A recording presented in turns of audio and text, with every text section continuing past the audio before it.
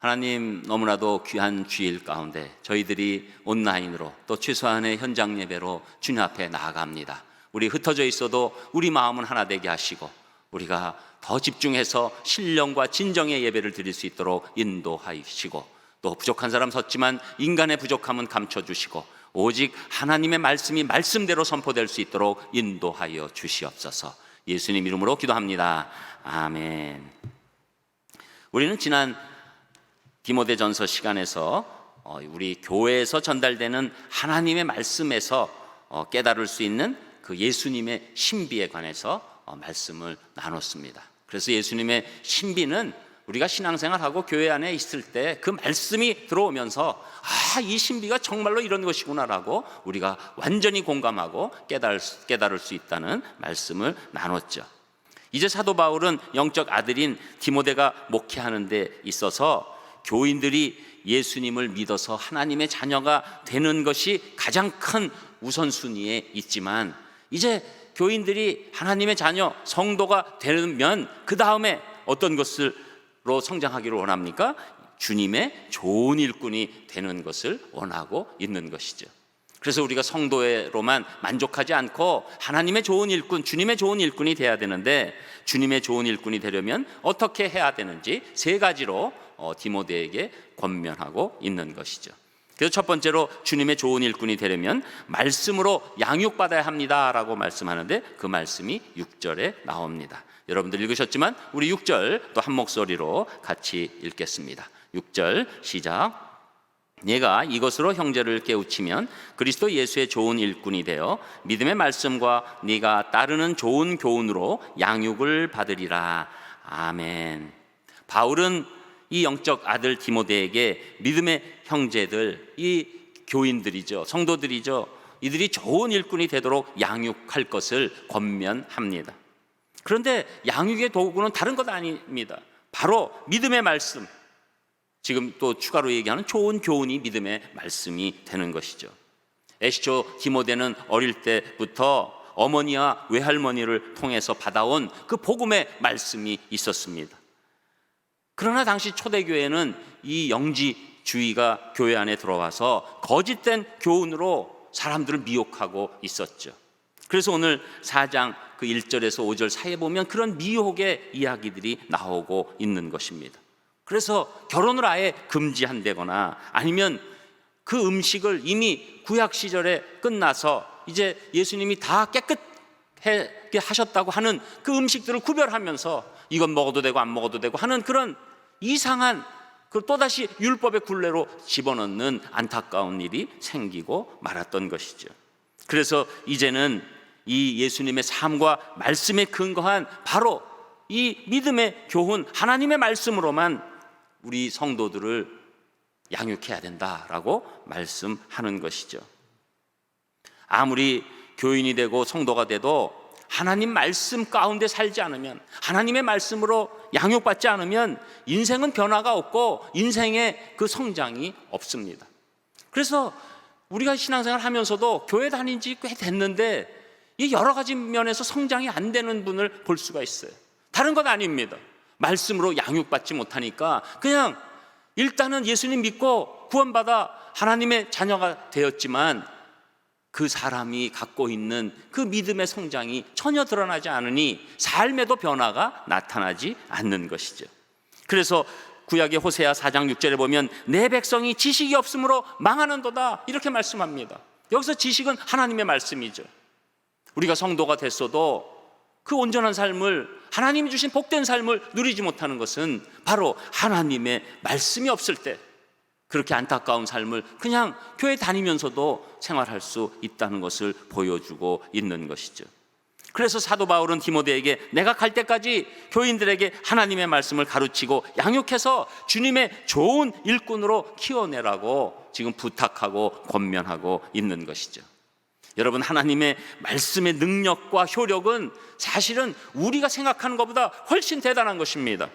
그래서 디모데후서 3장 16절에서 17절에 보면 모든 성경은 하나님의 감동으로 된 것으로 교훈과 책망과 바르게 함과 의로 교육하기에 유익하니 이는 하나님의 사람으로 온전하게 하며 모든 선한 일을 행할 능력을 갖추려 함이라, 이렇게 말씀합니다. 우리가 믿고 그 다음에 하나님의 말씀으로 양육받았을 때 놀랍게 우리의 온전함이 드러나게 되고 또 선한 일을 할 수 있는 능력이 우리에게 임하게 된다고 말씀하는 것이죠.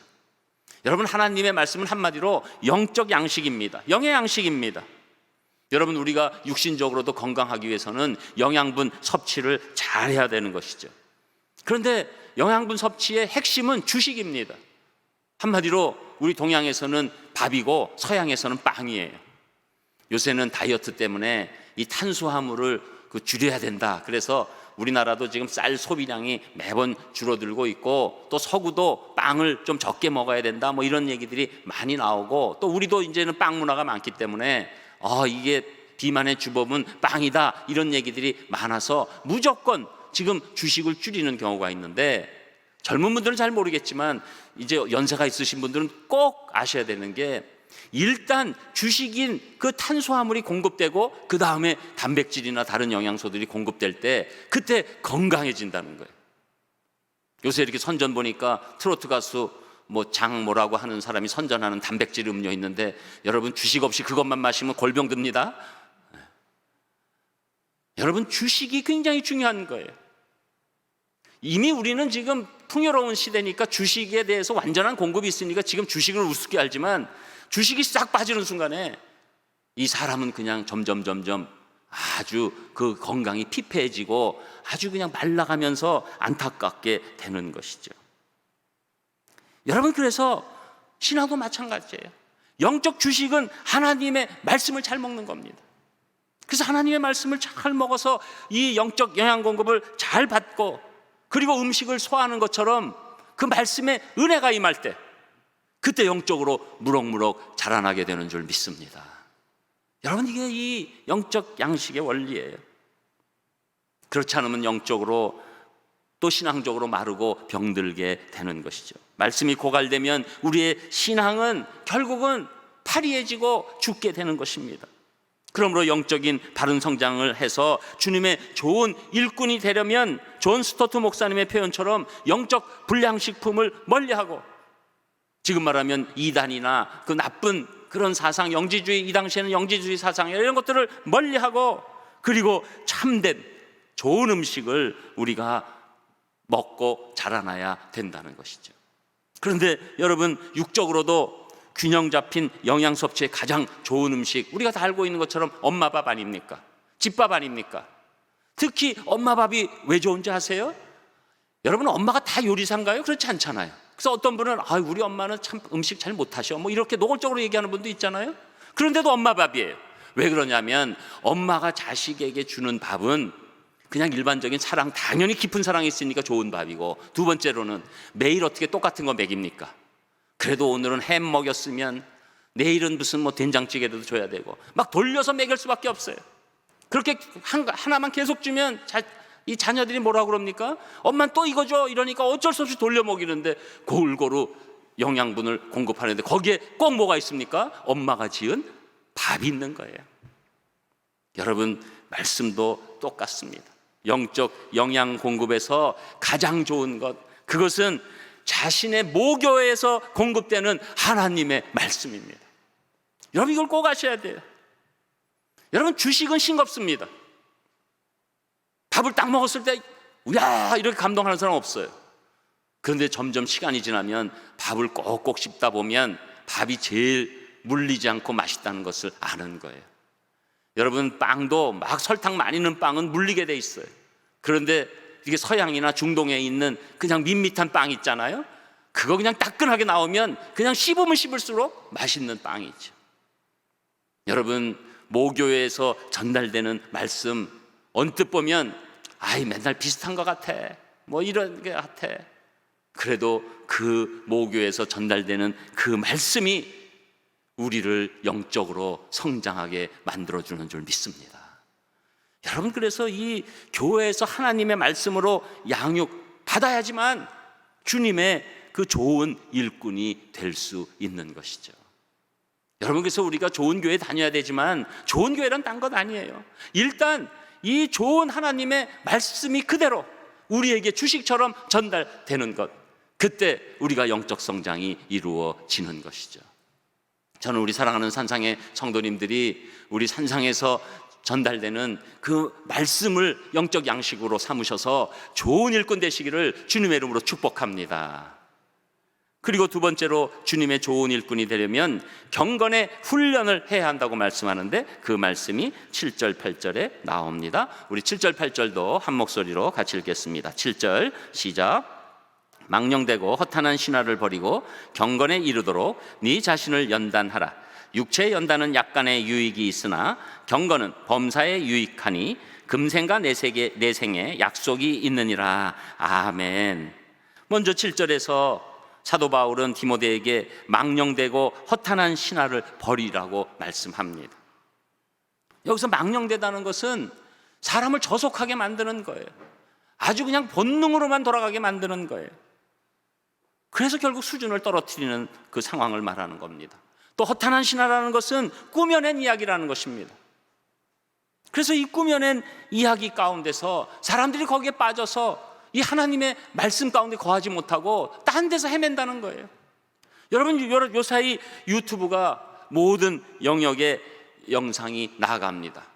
물론 이제 교회에서 나가는 이런 예배 영상도 있지만 대부분은 그냥 막 여러 가지 그냥 이야기들인데, 특별히 꾸며낸 이야기, 또 사람들을 저속하게 만드는 이야기가 얼마나 난무하는지 몰라요.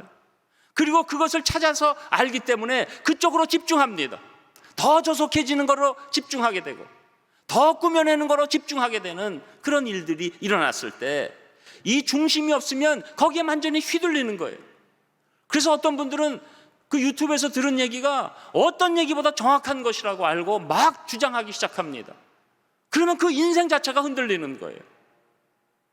여러분, 이 문명에 이렇게 새롭게 되는 이익이라는 것은 정말로 그것은 잘 선택해야 된다는 전제 가운데 그 문명의 이익이 있는 것이죠. 여러분, 드론도 잘 이용하면 우리가 얼마나 좋은 것을 위에서 바라볼 수 있는 놀라운 기회가 됩니까? 그러니까 요새는 이런 여행 프로그램에서 나오는 영상들이 그전에 볼 수 없었던 부분, 바로 위에서 비춰줄 때 얼마나 하나님께서 지어주신 자연이 아름답습니까? 그러나 그 드론에 무기를 싣고 살상하기 시작하면 과거에 상상할 수 없는 엄청난 일이 일어나는 것이죠. 인공 로봇도 그렇고 AI도 그렇고 다 마찬가지입니다. 여러분, 그러나 세상은 점점 악해지기 때문에 문명의 이익이라고 하는 어떤 것이 나오면 사람들이 오히려 저속하게 되는 일 쪽, 아니면 거짓으로 꾸며내는 쪽, 결국 사람에게 피해를 주는 쪽으로 많이 이동하게 되는 것이고, 그 배후에 사단이 있게 되는 것입니다. 그런데 이 성도가 좋은 일꾼이 되려면 이 분별력을 갖고 망령되고 허탄한 것에 이끌리지 않고 사도 바울은 오늘 경건에 이르도록 해야 한다라고 말씀하고 있는 것이죠. 그래서 경건에 이르도록 7절에 보면 네 자신을 연단하라 라고 말씀하게 되는 것입니다. 여러분, 이 우리 신앙적인 차원에서 경건이라는 것은 다른 것 아닙니다.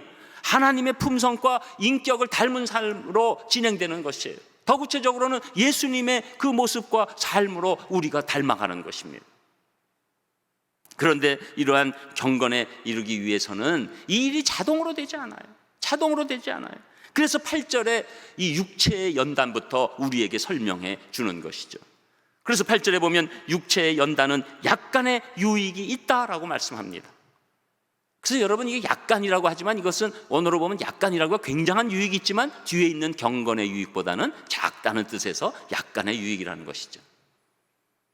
여러분, 이 당시 영지주의는 육은 아예 악한 것이고 영만이 선한 것이다. 그래서 영지주의예요. 그래서 육체에 관해서 완전히 육체가 방탕으로 이르러도 상관없고, 또 육체는 악하기 때문에 아주 금욕적으로만 살아야 된다. 영지주의도 두 가지로 나뉘게 되는 것입니다. 그래서 하나는 육체는 원래 악한 것이기 때문에 그것은 결국은 소멸되는 육체이기 때문에 방탕하게 살아야 된다는 쾌락주의로 나가는 것이고, 또 육체는 악한 것이기 때문에 고통을 줘야 된다. 그래서 뾰족한 바위 위에 올라가서 고통을 받아야 된다. 그리고 먹지 않고 막 이런 고통을 수없이 느껴야 되고, 어떤 때는 이 발밑에 막 그냥 쇠꼬챙이를 밟아보면서 육신을 괴롭혀야 한다라는 금욕주의가 있는 것입니다. 그런데 성경은 절대 그렇지 않아요. 성경은 육신을 소중히 여깁니다. 성경은 우리 육신에 대해서 성령님이 거하시는 전이라고까지 말씀해 주십니다. 우리 육신은 또 로마서에 보면 거룩한 산 제물이라고 말씀까지 해 주십니다. 육신은 하나님 허락하신 소중한 것입니다. 이 땅에 사는 동안에 우리 가운데 아주 소중한 육신이라고 말씀하면서 오늘 육체의 연단이 유익이 있다라고 너무나도 긍정적으로 얘기해 주시는 거죠. 그러니까 우리가 육신을 위해서 건강하기 위해서 하는 운동들 성경에서 귀하게 여겨주는 것입니다. 그런데 약간의 유익이 있다고 하는 이유, 훨씬 더 큰 유익이 기다리고 있기 때문입니다. 그 유익이 무엇입니까? 이 육신의 연단, 육신의 훈련보다 더 큰 경건의 훈련이라는 것이죠. 이 경건의 훈련에 이 하나님께서 지금 오늘 초점을 맞춰주고 있으신 겁니다. 경건의 훈련은 정말로 이 현재의 삶에 유익을 줄 뿐만 아니라 나중에까지도 큰 유익을 주기 때문에 이 경건의 훈련에 우리가 꼭 들어가야 된다고 말씀하고 있는 것이죠. 여러분, 언제부턴지 옛날에는 우리가 헬스클럽이라고 많이 했잖아요. 근데 요새는 헬스클럽보다 뭘 많이 쓰죠? 피트니스 센터라고 많이 하잖아요. 그 무슨 차이일까요? 헬스클럽은 그냥 뭐 내가 알아서 그냥 막 운동하는 거고, 피트니스는 그 사람에게 맞춰서 어떤 운동을 하게 도와준다는 의미잖아요. 그래서 요새는 뭐 그 PT도 있고 뭐 막 이래서 뭐 복잡하잖아요. 뭐 어떻게 하고 저렇게 하고. 그런데 왜 그런 얘기가 있습니까? 운동을 그냥 막 하면 오히려 몸에 해로울 수가 있습니다. 우리 갖고 있는 그 개개인마다 그 상황에 따라서 운동을 맞춰줘야 되는 그런 개념이죠. 제가 이 얘기를 왜 하냐면 오늘도 이 경건의 훈련 가운데서 이 중요한 맞춤 경건 훈련이 굉장히 중요하다는 겁니다.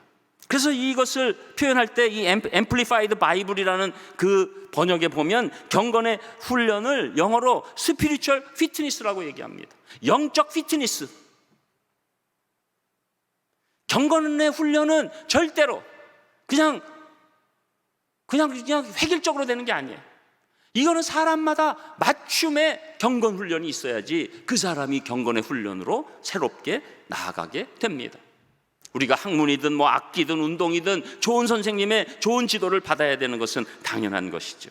그런데 우리 신앙생활에도 이러한 경건의 훈련을 영적 상황에 맞게 지도받을 수 있는 것, 그것이 모교회입니다. 교회입니다.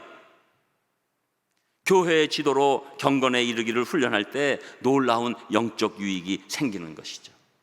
예를 들어서 우리 성도들이 어려운 시간을 겪을 때 목회자와 상담을 하고 또 기도하고 또 신방할 때 또 여러 가지 얘기들을 하면서 그 상황을 알려주고, 그래서 같이 우리가 기도하고 또 모여서 우리가 금요일에 기도하는 것처럼 같이 이렇게 함께 기도하고 우리 주일날 같이 예배드리고, 이런 것들 그냥 지나가는 것 같아도 사실은 하나님께서 맞춤으로 영적 훈련을 시키고 계신 겁니다. 더더군다나 교회에서 책임을 맡게 됩니다. 그 책임을 맡는 과정에 순종하면서 하는 그런 사역들이 있죠. 사실은 그냥 하는 것 같아도 엄밀히 말하면 하나님께서 경건의 훈련을 시켜주시는 거예요. 그러니까 하나님께서 이 지역교회를 사용하신다는 것은 하나님께서 영적으로 교회를 피트니스 센터로 만들어 주셔서 각 사람에게 맞는 경건의 훈련으로 믿음이 성장되도록 도와주신다는 것이죠. 여러분, 우리가 그냥 교회 생활하는 것 같아요. 그러나 우리가 교회 품 안에 있으면서 이렇게 영적으로 이렇게 자기도 알게 모르게 경건의 훈련을 받고 있다는 것이 얼마나 큰 유익인지 정말 놀라운 거예요. 그래서 사도 바울은 디모데에게 교회에서 경건에 이르는 훈련을 하라고 지금 강력하게 권면하고 있는 것이죠. 그러면 경건한 생활을 훈련함으로 우리에게 누리는 축복이 무엇입니까? 8절 후반에 보니까 뭐라고 얘기합니까? 금생과 내생의 약속이 있다. 금생은 이 땅에서도 이게 큰 엄청난 유익이 된다는 거예요. 여러분, 우리가 경건의 훈련을 할 때 가장 중요한 건 하나님이 우리와 동행하신다는 거예요. 우리도 모르게 예배드리고 말씀 받고 또 뭐 이렇게 상담도 하고 신방도 받고 또 격려하고 조경사에 참여하고 사역도 하고 막 이러는데 그 가운데서 하나님이 우리와 동행하심이 있다는 것이죠. 그래서 우리에게 놀랍게 영적인 통찰력을 주십니다. 또 어떤 때는 하나님이 직접적으로 도우십니다. 또 성령님의 역사가 일어납니다. 그래서 경건의 훈련을 받는 동안에 하나님이 해주시지 않으면 도저히 일어날 수 없는 놀라운 일들이 우리에게 오게 되고, 그래서 오늘 말씀대로 이 땅에서도 금생에서도 큰 유익을 받게 되는 것입니다. 여러분, 우리가 먼저 경건의 훈련은 금생에서 분명한 하나님의 도우심이 생긴다는 것을 믿으시기를 주님의 이름으로 축복합니다. 그런데 금생에서 그래서 그것을 사도 바울이 모든 것이 합력해서 최선을 이룬다고 로마서에서 말씀하는 것이죠. 우리는 뭐가 뭔지 몰랐어요. 그러나 나중에 보니까 이 모양 저 모양까지도 다 합력하셔서 우리 믿는 성도들이 경건 가운데 있을 때 최선으로 응답하시는 놀라운 일이 일어난다고 말씀해 주시는 거죠. 또 거기서 끝나는 것이 아니라 내생의 약속이 당연히 있다는 것입니다.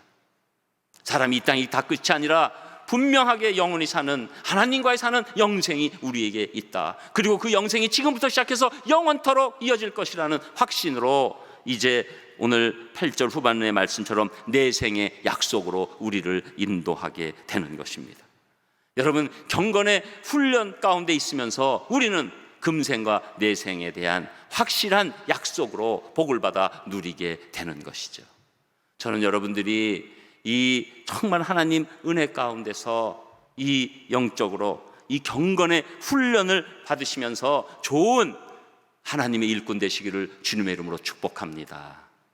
그리고 끝으로 세 번째, 주님의 좋은 일꾼이 되려면 소망을 하나님께만 두어야 된다고 말씀하는데, 그 말씀이 9절 10절에 나오는 것이죠. 우리 9절 10절도 같이 읽겠습니다. 9절 시작.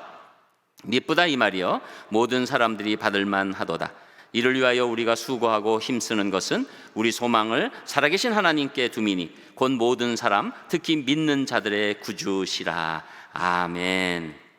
자, 그래서 먼저 9절에서 사도 바울은 이러한 말씀의 양육과 경건의 훈련을 모든 교인들이 받아서 영적 성장을 이루어 주님의 좋은 일꾼이 되기를 간절히 바라는 마음을 지금 먼저 전하고 있는 것이죠. 그래서 이것은 한 사람도 재미 없이 모든 교인들이 이 말씀 양육과 경건 훈련 꼭 하기를 바란다 하면서 끝으로 가장 중요한 10절의 말씀을 우리에게 해주고 있는 것입니다. 그래서 이를 위하여 우리가 수고하고 힘쓰는 것은 우리 소망을 살아계신 하나님께 두는 것이다. 여러분, 우리는 이 땅에 살면 자꾸 하나님께 소망 두지 않아요. 그냥 이렇게 본능적으로. 여러분도 한번 생각해 보세요. 내 소망이 어디 있지 지금? 여러분 금방 아실 거예요. 뭐 집, 자녀, 지금 급한 돈, 직장, 막 이런 그 소망이 확 오지 않으세요?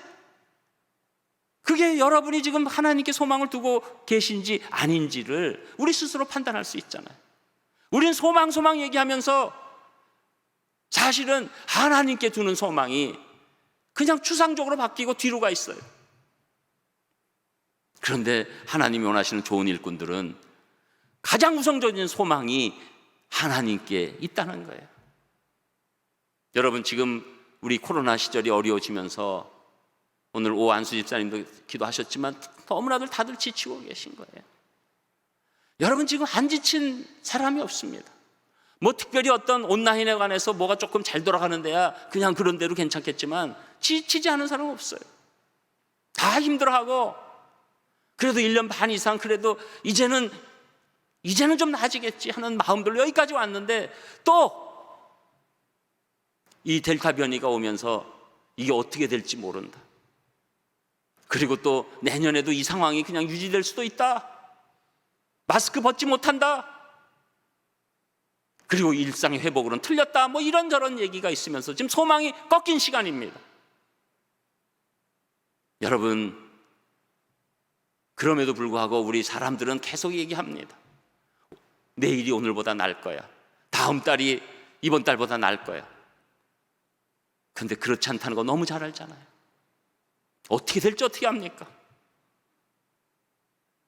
여러분, 아프간에 있는 국민이 이렇게 빠른 시간이 탈레반이 느닷없이 완전히 정권을 잡고 완전히 온 나라를 다 접수할 줄 누가 알았습니까? 여러분, 지금 만약에 지금 북한 정권이 그런 식으로 와가지고 지금 갑자기 잡았다. 여러분 어떤 생각이 드시겠어요? 어디에 소망이 있습니까? 여러분, 우리가 끝까지 승리하고 끝까지 하나님께 영광 돌릴 수 있는 분은 하나님께만 궁극적인 소망을 두는 분입니다.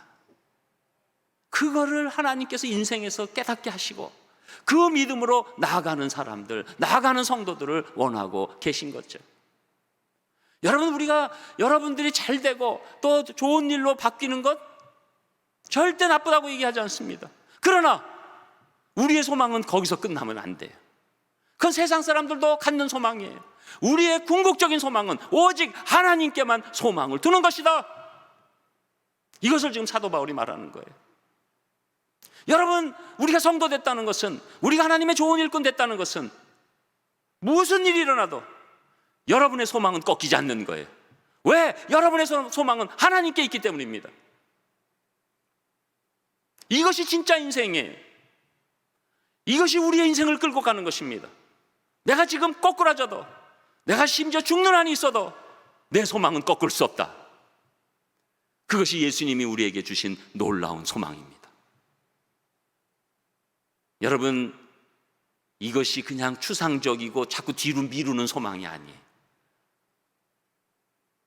예수님께서 분명히 우리와 영원토록 이 땅에서 같이 왕노릇하시고, 그리고 우리가 부활한 몸으로 영원토록 기쁨만 가지고 놀라운 인생을 살게 될 줄 믿습니다.